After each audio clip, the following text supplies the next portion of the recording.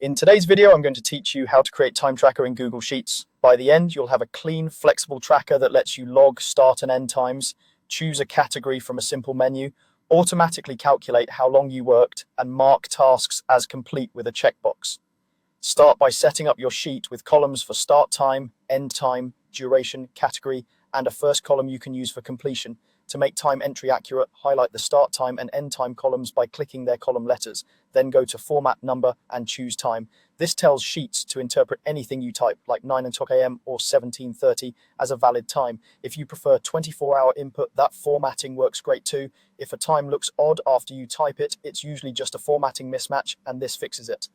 Next, add a simple menu for your work types, highlight the category column, then open data and choose data validation. For criteria, pick drop down, add items such as project A, admin, or break.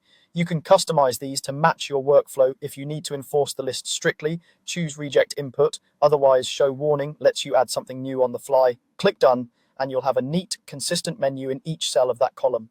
Now let's automate the hours worked. Click the first cell of your duration column, usually in row 2, and enter this formula exactly: ixuts d2 c2 d2 c2 d2 plus 1 c2.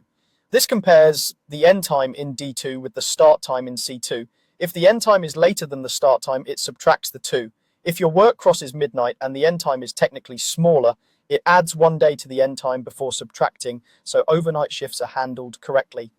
After you enter the formula, format the entire duration column by going to Format Number and choosing Duration.